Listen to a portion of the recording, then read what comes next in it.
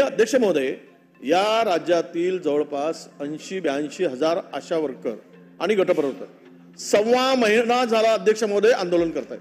1.25 महिना झाला. तुम्ही मागच्या वेळेस जून 2023 मध्ये 1,500ची वाढ केली आणि आता 1.5 महिन्यापासून या बिचाऱ्यांचा 7,000 रुपयाचा अध्यक्ष महोदय 1 मिनिट पूर्ण होऊ द्या ना. अर्थसंकल्पीय अधिवेशनाचा पहिला दिवस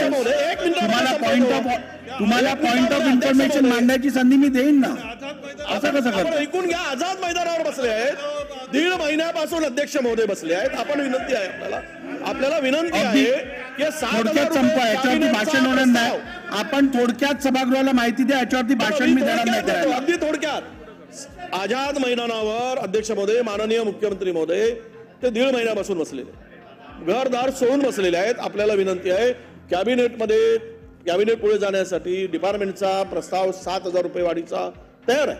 मग का महिनाभर ते सगळे ऊन ताण घरदार सोडून सगळ्या महिला तिकडे आहेत. त्यांची काळजी महाराष्ट्राने घ्यायची नाही का?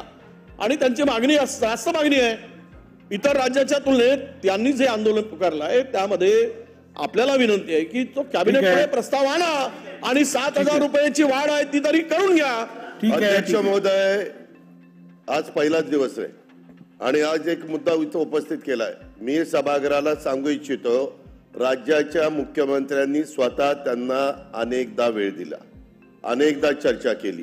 अध्यक्ष महोदय, एखादी मागणी एखाद्याची असल्यानंतर दुसरं सरकारच्या बरोबर चर्चा करताना 2 पावलं सरकारने पुढे मागे सरकलं पाहिजे, त्यांनी 2 पावलं पुढे मागे सरकलं पाहिजे. त्या आपल्याच सगळ्यांच्या बहिणी आहेत, आपल्याच मुली आहेत. त्याच्याबद्दल सरकारचं दुमत असायचं काही कारण नाही. सरकार त्या बाबतीमध्ये सकारात्मकच आहे. परंतु अलीकडच्या काळात काही गोष्टी अशा घडतात, हे असं आम्हाला असंच झालं पाहिजे, असं कसं होईल? शेवटी बाकीचा पण सगळं आर्थिक परिस्थिती बघावी लागते, इतर गोष्टी तपासाव्या लागतात. मी पुन्हा आज विरोधी पक्ष नेत्यांनी मुद्दा काढलेला असल्यामुळं मी सभागृहाच्या माध्यमातून राज्यातल्या आशा वर्करला पण सांगू इच्छितो आणि सगळ्यांना सांगू इच्छितो, आम्ही तुमच्या बाबतीत सकारात्मक आहोत.